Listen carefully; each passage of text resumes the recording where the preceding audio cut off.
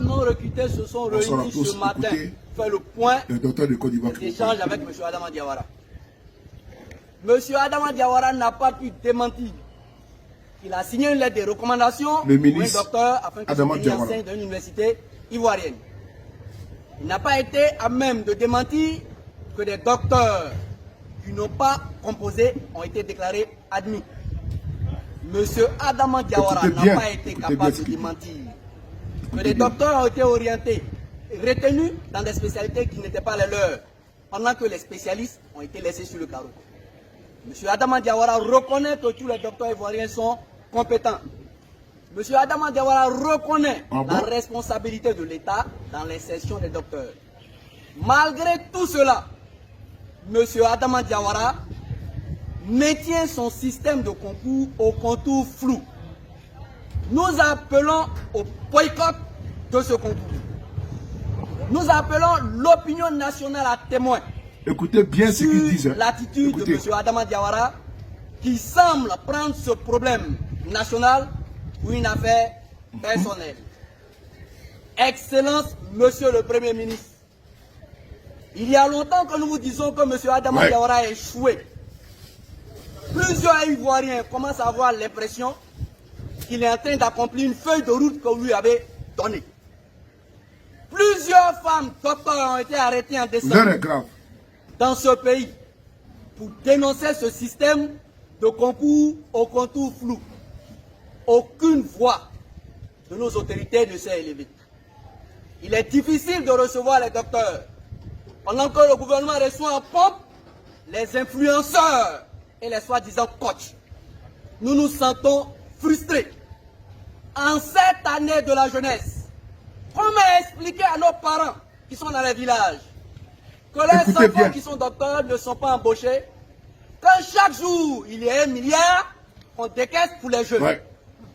Nous allons nous faire entendre.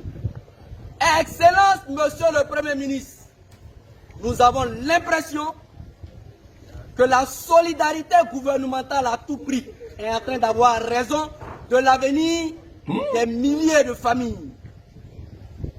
Le mercredi 24 mai, dès 7 h, les docteurs ivoiriens seront au plateau en cette année de la jeunesse pour dénoncer le concours au contour flou que M.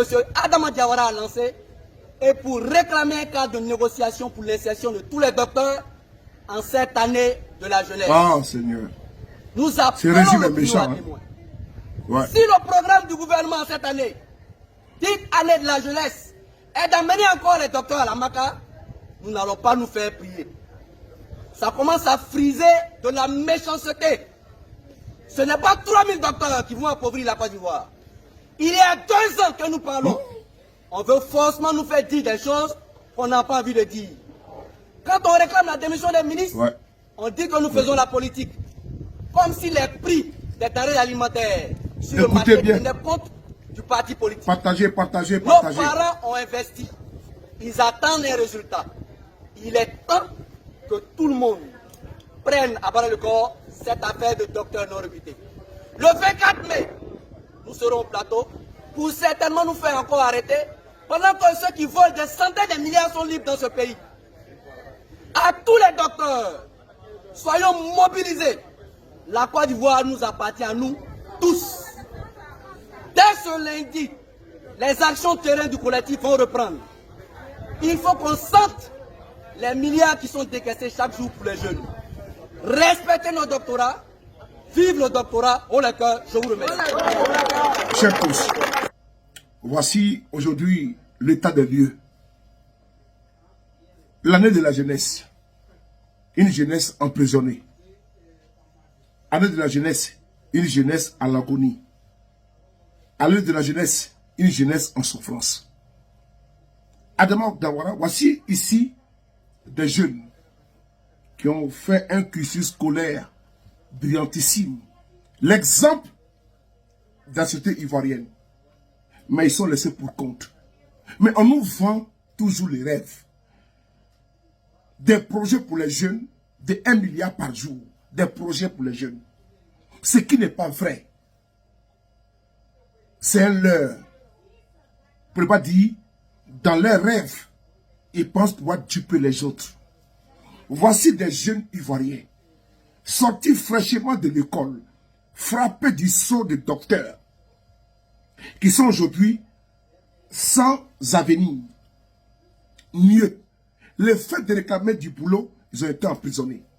Comment un ministre vient nous dire qu'on va créer 100 000 emplois pour les jeunes?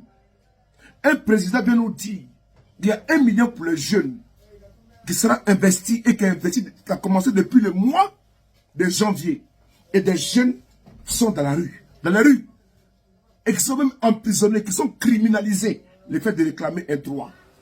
La promotion de la médiocrité, de la nullité, des jeunes qui ont un savoir, des jeunes qui sont le testament du savoir, qui ont appris, qui ne sont pas ceux qui ont mis du savoir dans l'oreille et qui ont été promotionnés à coup de millions.